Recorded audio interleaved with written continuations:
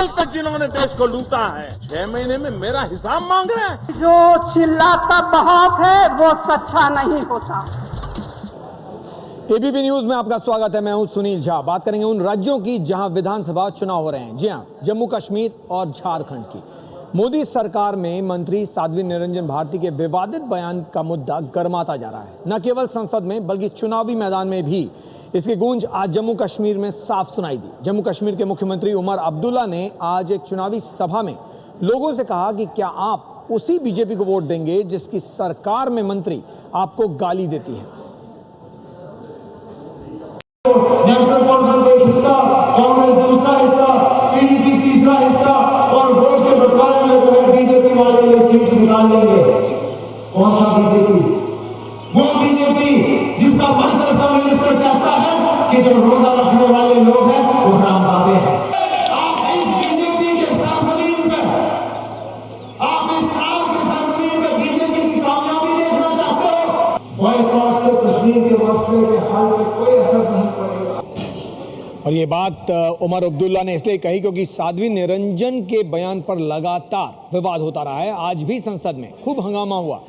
आज प्रधानमंत्री नरेंद्र मोदी खुद मंत्री के बचाव में सामने आए क्योंकि हंगामा कुछ ज्यादा ही हो रहा था। पीएम ने कहा कि नई मंत्री हैं और इसीलिए उनकी क्षमा को माफी को मांग ली है उन्होंने, उसको मान लेना चाहिए और इस पर विवाद अब छोड़ देना चाहिए। लेकिन संसद में कामकाज अब भी इस पूरे मुद्दे पर बाधित है।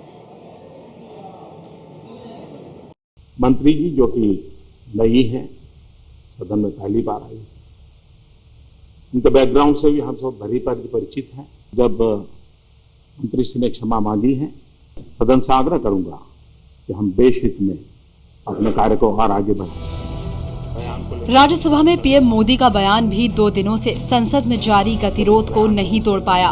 विपक्ष केंद्रीय मंत्री साध्वी निरंजन ज्योति के इस्तीफे की मांग पर अड़ा हुआ है। और संविधान इस तरह के वक्तव्य को स्वीकार नहीं करता, ना हमारी दंड संहिता स्वीकार करती है। इसलिए हमारा आपसे सब प्रतिपक्ष का ये आग्रह रहेगा कि संविधान का सम्मान बनाने के लिए आपको इस पे कड़ी कार्रवाई करनी चाहिए। माफी मांगने का मतलब है गुनाह किया, गुनाह के चलते हुए वो हमारे संविधान का उल्लंघन किया। उसी संविधान पे शपथ लेकर जो मंत्री बने रहे हैं वो मंत्री कैसे बने रह सकते हैं? कांग्रेस और टीएमसी ने लोकसभा से वॉकआउट कर साफ कर दिया कि जब तक साध्वी को मंत्रिमंडल से नहीं हटा दिया जाता, विपक्ष संसद को चलने नहीं देगा। अब ये देखना दिलचस्प होगा कि इस मुद्दे पर विपक्ष और सरकार में से किसकी जिद टूटती है। इस बीच केंद्रीय मंत्री साध्वी निरंजन ज्योति के विवादित बयान को लेकर उनके खिलाफ दिल्ली के तिलक नगर थाने में शिकायत दर्ज कराई गई है। उनके खिलाफ 30 हजारी कोर्ट के एक वकील की ओर से केस भी दर्ज कराया गया है। देखिए मैं माफी हाउस में मांग चुकी, कुछ नहीं बोला, कंप्लेन दर्ज हुई है ना आपके नाम से। ऑपोजिशन आपका इस्तीफा मांग रही है साध्वी जी, ऑपोजिशन मैं हाउस में कर चुकी हूँ। आप इस्तीफा क्यों नहीं दे रही?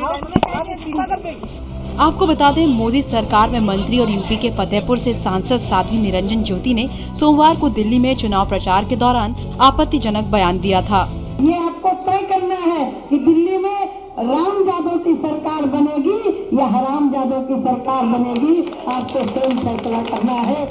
इसके बाद से विपक्ष ने संसद में सरकार को घेर रखा है और मंत्री का यही वो बयान है जिसकी गूंज आज जम्मू कश्मीर के चुनाव में भी सुनाई दी।